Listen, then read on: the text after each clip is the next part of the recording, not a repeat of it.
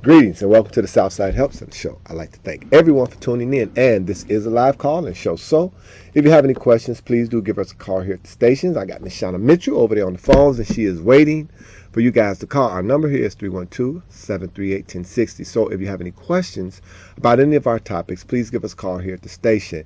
Or you can reach us at Southside Help Center at www.southsidehelp.org. You can go on our website and check out some of the programs and also our upcoming events. This is our 25th year in business. This is our 7th anniversary, and we would like to pay homage to our founder, Mrs. Betty Smith, as well as our executive director, Ms. Vanessa Smith, who allows us to continue such great work. And we'd like to thank you, the community, for allowing us to provide you with the service. So thank you so much. And 25 years is a long time to be in business when you're talking non-for-profit. So it is because of you that we've been able to do so. And over the last probably 8 weeks, we've been talking about different programs that we have at the center.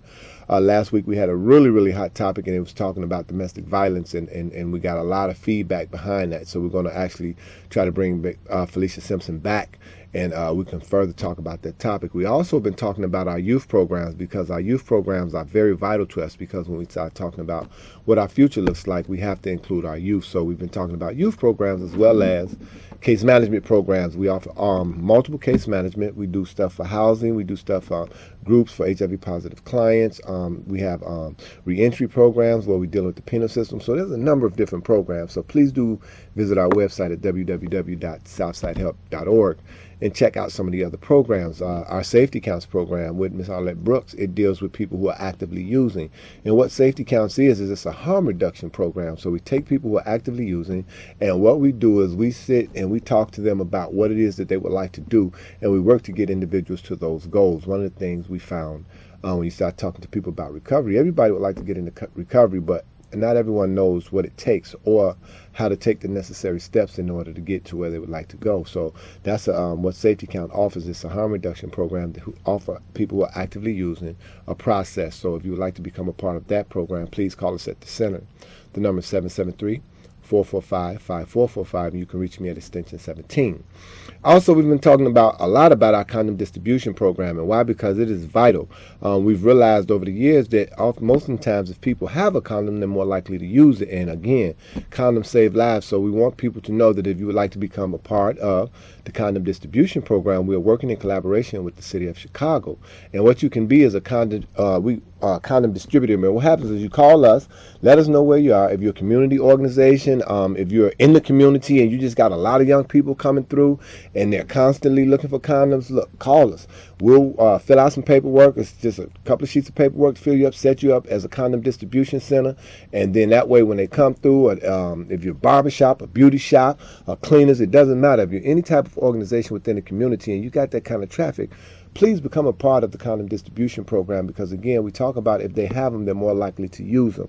And we have to continue to talk about these different programs and what we can do to again save lives. So the condom distribution program has been very successful, and we'd like to thank all of you guys who participate in it. And again, with our community residents, it's so important that as a community, we always talk about it takes a village and all of these different things, but I always talk about how it's not always the big things, it's the little things that we do that make up the big things. We always talk about what we can give and how we can give. Again, we always talk about donations and that sort of thing.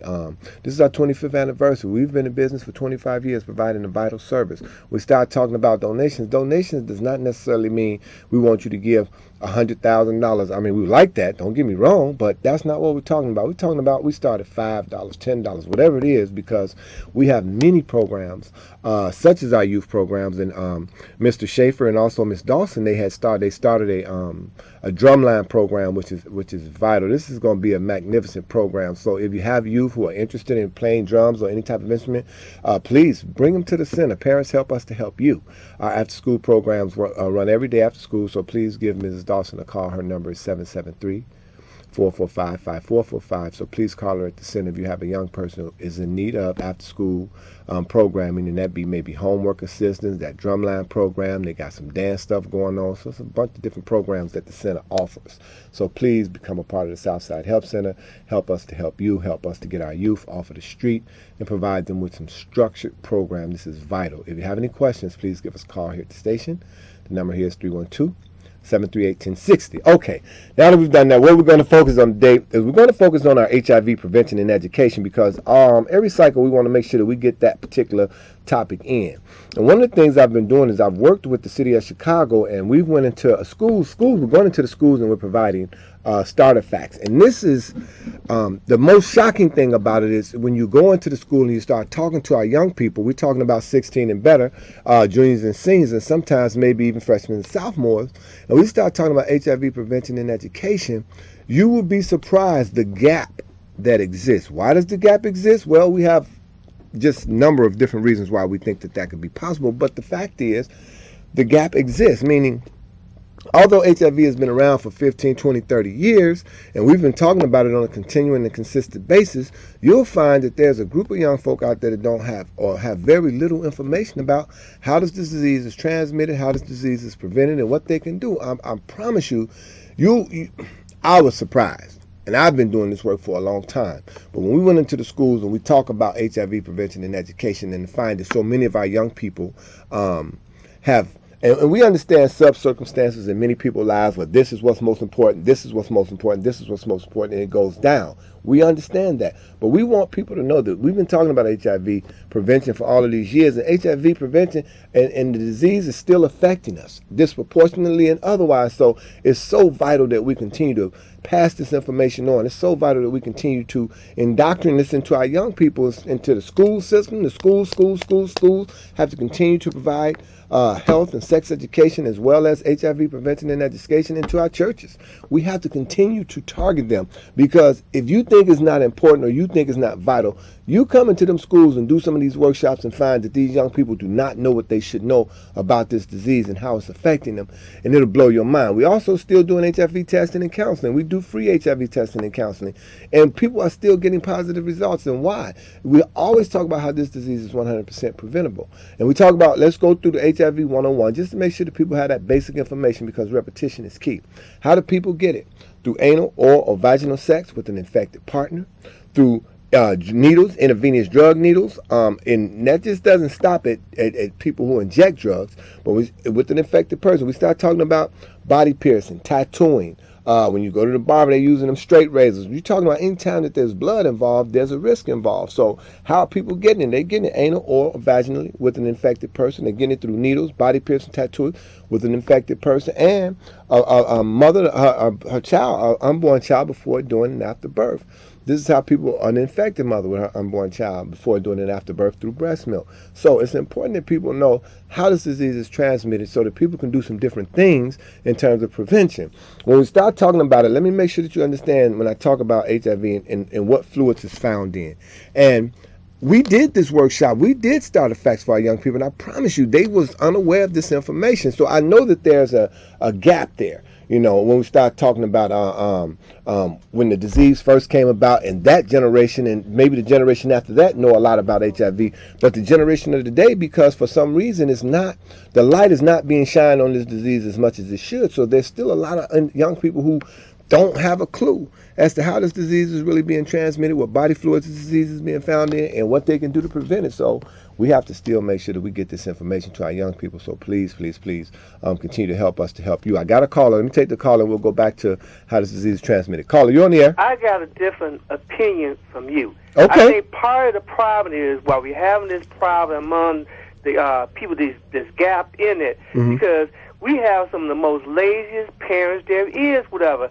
And that's one of the things parents are supposed to do, is to pass on information. And I don't see something else. I don't think it should be the school's job to necessarily teach it, because especially in the public school, if they got to do all this kind of stuff, give them breakfast in the morning and give them lunch and give them dinner, what is left for the parent to do? Well, and I totally understand your point of view, and I totally agree with you. But since we know that we don't have a lot of parents who are involved, do we not now try to provide them with some sort of education in the school system? Because if we know the parents are not doing their job, and that's not to say, parents, if it don't apply, let it fly. If this is not you, then you are not who we are talking about. But since we know that there are parents who are not doing their job, Do we now stop providing HIV prevention education, or do we not provide it in the school system where we know we have a structure, or where we know we can? Yeah, we understand that the school has a lot on them, and that's fine because the school spends more time with most people's children than most people spend with their own. So we have to find a way, be it the school system, be it us coming out doing workshops, be it in the churches, be it on the street corners or whatever.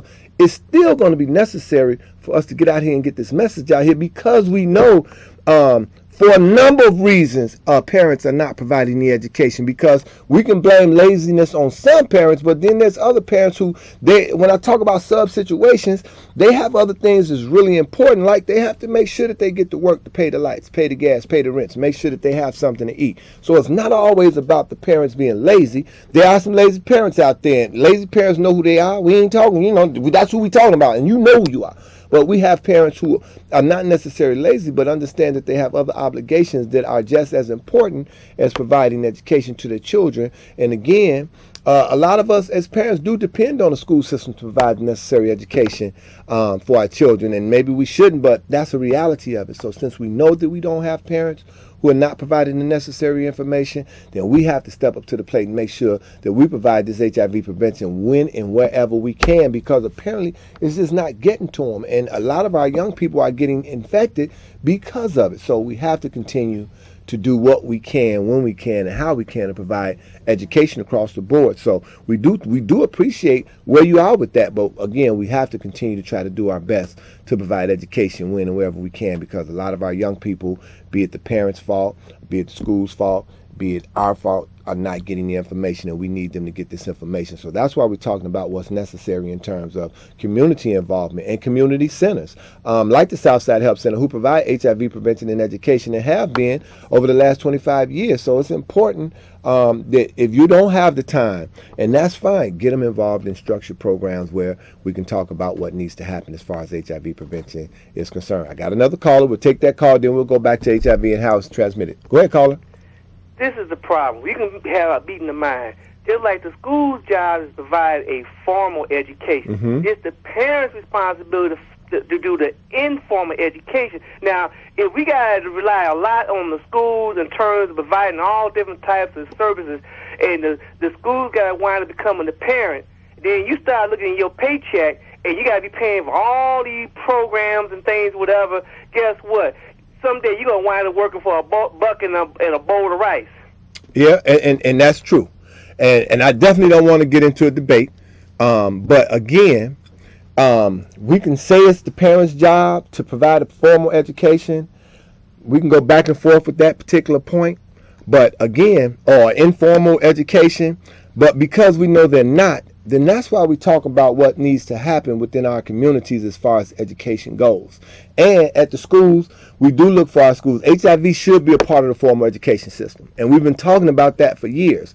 HIV, sex, health, all of these things should be a part of the formal education at the Chicago Public School or otherwise, because it's so important that our kids get this foundation so that they'll know what to and what not to do. So it's something that we've been believing for years. This should be a part of formal education in Chicago Public School system. But since it is not, again, we have to continue. And since we know it's not being provided, we have to start somewhere. So again, I wish I could debate with you. I don't want to, but I promise you it's necessary that we continue to provide HIV prevention and education across the board, be it at school, home, or at programs like those that we provide. It's going to be necessary that these kids get it. So again, it's necessary. And for those of you who are tuning into this program, I want to just make sure I'm doing it formally, how HIV is transmitted. I want to make sure that we get the facts out there.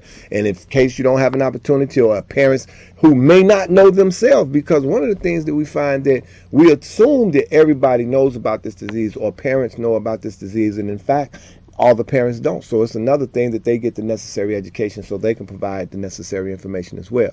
So we talked about how you get it, anal or vaginally with an infected person, also through needles with an infected person, an infected mother to her unborn child before, during, and after birth.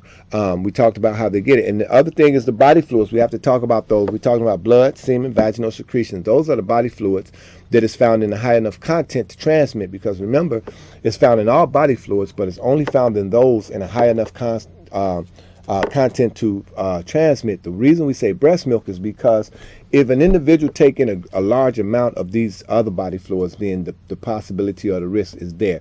And we do know a child is being breastfed will take in a great deal of breast milk, so therefore the risk has to be talked about. So we're talking about how you get HIV, how you don't get HIV, and the fluids that it's found in. We talked about how it's transmitted in those body fluids. We got a caller? Caller, you on the air? Yes. Hi. I just wanted to thank you for your information that you're giving out. Thank you. And I also wanted to call because I actually agree with your viewpoint. While I think you align very well with the callers that were concerned about the family's involvement with the education of children, I think that some families, just as you pointed out, some of them it's not always laziness, but others it's also lack of information. Yes. And the information is also, it's medical information, so it's constantly being updated. So centers like yourself, I think, are critical in getting that information to the community. Absolutely. I also think that I agree with you that community centers are important because I think that responsibility of us as communities to really take care of our young people, take care of our families, I think that's very important not only for our local growth, but also for our growth as a city and our growth as a nation. Absolutely. So thanks a lot. Keep up the good work. Well, thank you. I truly appreciate that. And it's important that we get all points of view, so please don't stop the calling. If you have any comments or concerns, call us here at the station, 312-738-1060.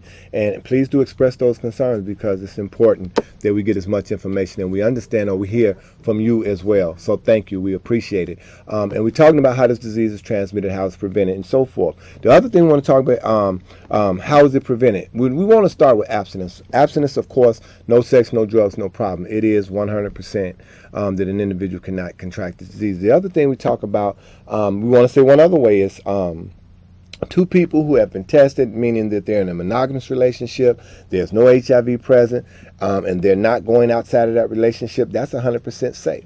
Of course, we're talking about trust issues, but for some reason, people think that everybody's untrustworthy, and the reality of it is there are a lot of trustworthy people out here. There are a lot of relationships that are not plagued by people going outside of relationships and cheating and so forth. There's a lot of real good people out here in the world who are committed. So we want to make sure that people understand that commitment is still necessary when we start talking about safe versus safe first. Safe sex meaning abstinence, no sex, no drugs, no problem, or being in a committed relationship where there's no HIV present. That is 100% safe as well. The other thing we want to talk a bit safer. I mean, condom usage. Condoms are extremely, like 99% effective when used correctly. One of the things we often do is we do a condom demonstration because oftentimes people think everybody knows when in fact everybody does not. So those are some different things that need to take place. Let me get the call and we'll go back to how this disease is, how you protect yourself. Caller, you're on the air. Yes. Hi, good evening. How you doing? I'm good. How are you? I'm good. I'm in agreement with you. Thank you. I've listened to your program and I've listened to everything you're saying, and you're right. Well, I do appreciate it. These mothers out here just don't understand, and the teachers shouldn't even get upset about most priorities. The kids is most important, but we don't have a lot of programs in our city for our young kids. That's why they're dying. You need to get, someone need to fund you. If I can fund you, I would do that because I had two girls and I'm looking for a program for them. And I'm like, you've been the key to my life right now. I turn the TV, I'm like, oh my God, where you all been all my life? Don't you let no one stop you from doing and speaking up the way you speak up, because you're going to save a lot of people out here. Yes, absolutely. We have a lot of people out here with AIDS, and they give it to their partners, and you got a lot of men out here sneaking around with other men. This is deep. Yeah, it is. It's very, very, and again, that's why we talk about this on this particular show, because it's not who you are, but what you do to put you at risk. And we want people to be aware. And awareness is definitely necessary. And again, without community centers, without places where you can go, and I always say this about programs, come to the center and sit and visit with the staff. We have staff there with tremendous skill sets when you start talking about HIV prevention and education. So we're not just talking about sex. It's just so much that comes along with HIV prevention and education. We talk about abstinence. We talk about sex and its intent, procreation, and what do these different things mean. We talk about resolutions. We talk about conflict resolutions. We provide them with life skills. Always talk about it's important that we teach our kids how to cross the street properly, meaning you go to the corner, you wait for the light to change, and then you take them across. And one of the things you say is we don't teach our kids to play in the streets, but we definitely teach them that if you should come to a crossroad, what needs to happen. Well, HIV prevention and education is the same way. And one of the things I often talk about is peer pressure, and how we as parents, we can provide our kids with the right information for 13, 14, 15, 16 years. All of the right information, and peer pressure will tear that down, I promise you, in a matter of minutes. So that's why we talk about education and what it should look like. And one of the things that I understand in terms of going into the schools and providing them with guidance is because as parents, our kids need to see as many situations as possible so that when they come to a situation such as this, they'll have some alternatives in terms of what needs to happen, what type of resolutions they need to have. Same thing with sex. You know, some of the things we talk about in our mentoring programs is when people or young folk, they get involved in sex early on and they realize that they probably shouldn't have. Just because you got involved in sex don't mean that's something that you have to continue to do. So we look at resolutions, we look at life skills, things that'll make it that much more easier for you to make a better decision. And again, as parents, we want to be an extension of you. And we always talk about parents coming in, sitting in, volunteering and learning and seeing and meeting the people who are providing their children with any type of services.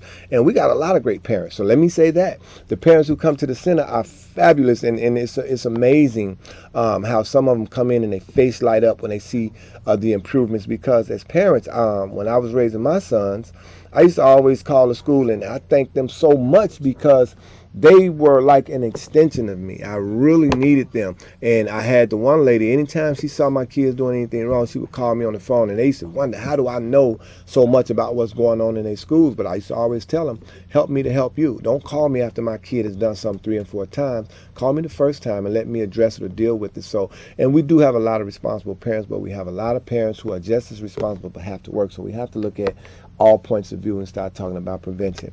We're talking about condom prevention, or we're talking about how to prevent the disease, and we're talking about, of course, abstinence, no sex, no drugs, no problem. We're talking about being a monogamous relationship where there's 2 individuals and there's a lot of trust and nobody's going outside of that, and there's no HIV present, and that's 100% safe. Also, condoms are 99% effective when used correctly, and we have to talk about that because sometimes people assume they know how to use a condom.